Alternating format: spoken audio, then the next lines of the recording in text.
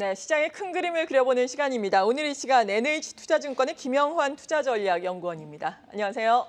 안녕하세요. 네, 저희가 오늘 제목을 썸머랠리에 대해서 좀 뽑아봤는데 이제는 2분기 실적 시즌 앞두고 있습니다. 썸머랠리가 가능할지 궁금한데 일단은 고점에서 좀 조정을 받는 분위기예요. 우리 시장도 그렇고 미국도 그렇고요. 어떻게 썸머랠리 가능성 예상하고 계십니까? 네, 조정 후에는 반등은 예상을 하고요. 그러니까 조정 후 반등하면서 서머릴리가 좀 제한적으로 올 수 있다 이렇게 보고 있습니다. 일단 변수를 생각해 보면은 7월 25일에서 26일 양일간 FOMC가 열리는데 여기서 이제 추가적인 금리 인상을 할 수 있다 이런 예고가 이미 6월 FOMC에서 나왔었잖아요. 그렇기 때문에 시장은 아무래도 조금은 이걸 불안하게 생각할 수밖에 없고요. 그렇다면 이 FOMC 이전에 연준 위원들이 7월 내내 금리 인상이 필요한지, 필요하면 몇 번 할 건지 이런 얘기들을 계속 발언들이 쏟아질 걸로 예상이 됩니다. 그러면 주식시장은 이걸 좀 선반영해서 조정이 먼저 나올 수 있다. 지금의 조정이 그런 맥락에서 좀 더 이어질 수 있다는 생각이 들고요. 다만 말씀하셨던 대로 7월에는 2분기 실적 시즌이 시작이 되죠.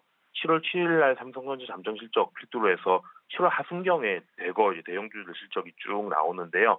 그러면은 2분기 실적이 어떠냐? 지금으로서 판단할 수 있는 거는 최근 들어 실적 전망치가 조금씩 좋아지고 있고 그리고 2분기보다 하반기가 더 좋아질 거라는 기대들이 좀 많은 상황입니다. 그렇게 보면은 2분기 실적이 아주 좋지는 않더라도 최악을 조금 넘어서는 정도의 실적만 나와주면서 하반기에 대해 좀 긍정적인 그림들을 기업들이 얘기를 해주면은 조금 좋을 수 있다. 그렇기 때문에 FOMC 기대감을 우려를 선반영을 해서 선조정을 받은 다음에 양호한 실적 시즌을 거치면서 반등을 하는 게 이번 서머일리의 핵심이 될 거다. 이렇게 보고 있습니다. 네.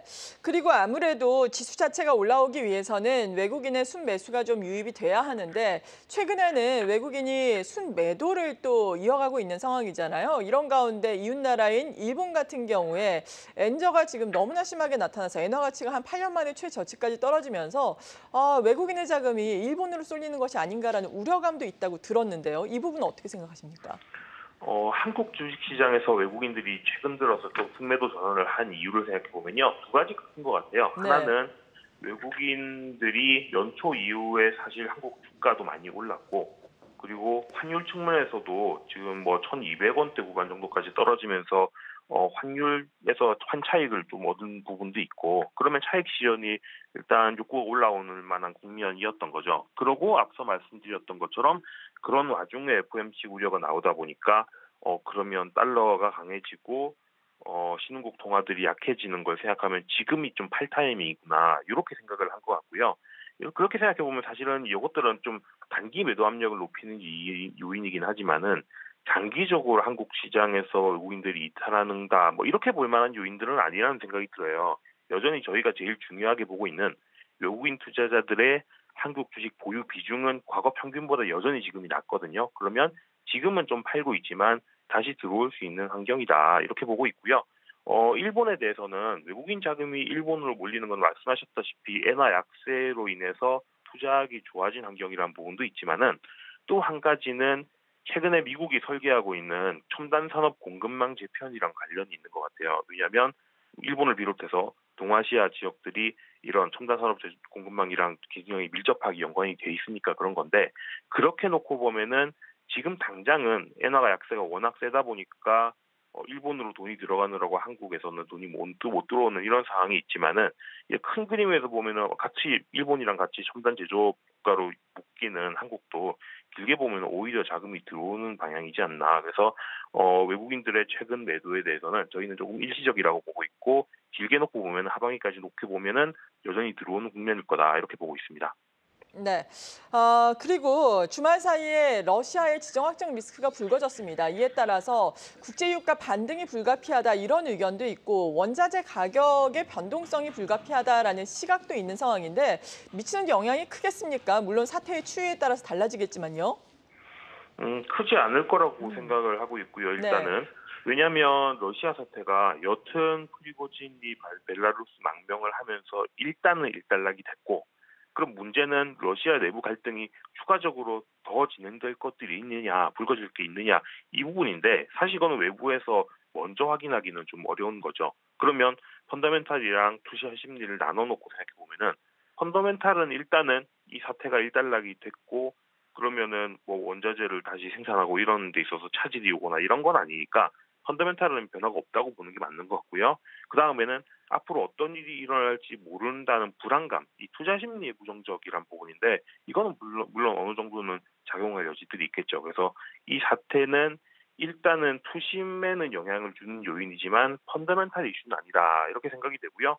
그럼 투심에 미치는 영향이 부정적이면 여튼 원자재 가격은 올라가거나 할 수 있지 않느냐 이런 생각이 드는데 글로벌 경기를 같이 볼 필요가 있는 것 같습니다. 글로벌 경기상 최근에는 원자재 수요가 아주 뜨겁지는 않은 상황인 것 같아요. 미국도 경기가 약간씩 슬로우 다운되는 가는 과정이라고 우리가 얘기를 하고 또 한편으로 중국도 아주 경기가 반등을 해야 되는 상황에서 크게 반등을 하지 못하고 좀 주춤주춤하는 모습을 보이고 있는 상황이니까 그럼 글로벌 원자재를 빨아들이는 이 수요들이 강력하지 않은 상황에서 일정 부분의 투심이 악화되는 것만 가지고는 원자재 가격들이 막 급등을 하거나 이런 일들이 많이 나타나지는 않을 거다. 그래서 일단은 차자 속의 태풍으로 끝나지 않을까라고 지금은 생각하고 있고요.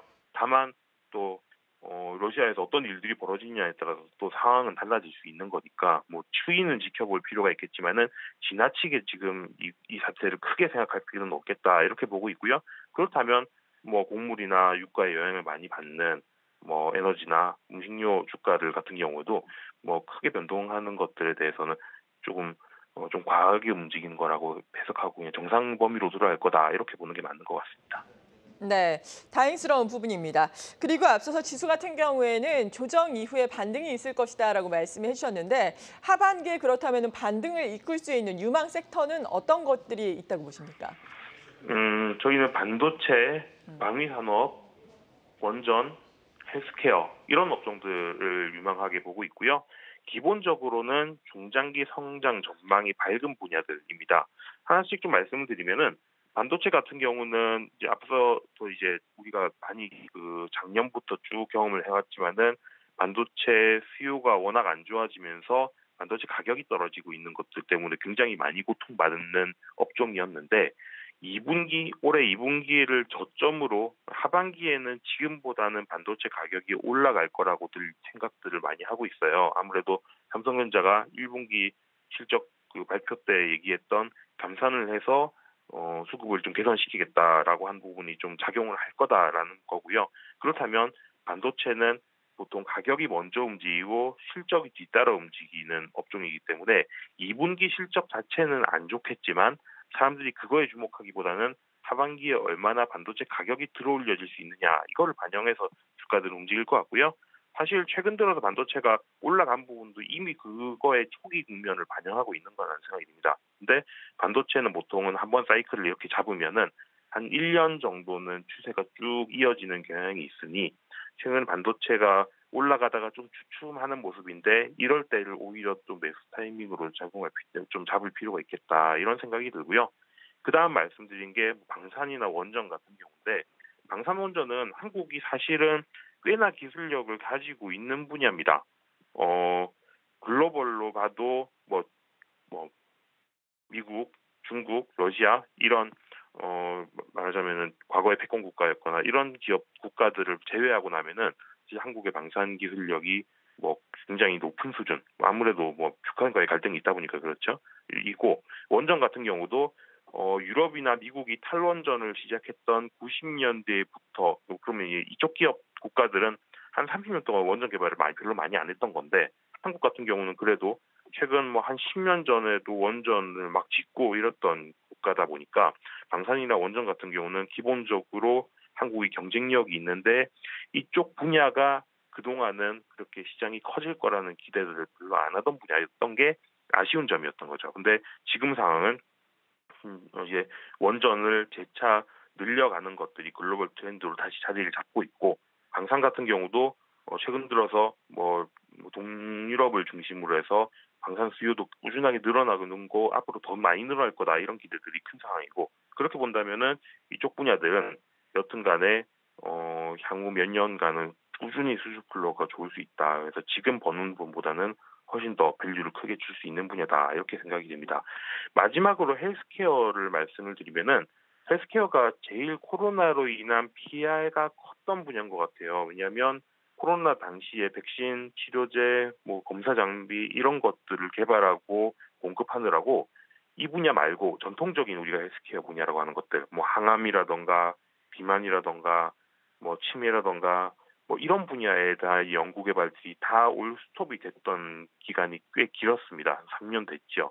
그러고 나서 작년부터 이제 이 헬스케어 기업들의 다시 또 R&D가 시작이 됐는데 그러면은 이 기업들 R&D 성과가 이제 임상 결과가 나올 만한 시점이 올해 하반기쯤이 되는 거예요. 그러면 이쪽 분야들은 앞으로 신약들 발표가 나오고 그럼 그 신약 사이즈에 따라서 밸류에이션이 또 끌어올려지는 것들이 있겠죠. 그러면 지금 반도체, 방산원전, 헬스케어 같은 경우는 중장기 성장 전망도 밝으면서 올해 네. 하반기에는 또 모멘텀이 있는 업종들이다 이렇게 볼 수 있겠습니다.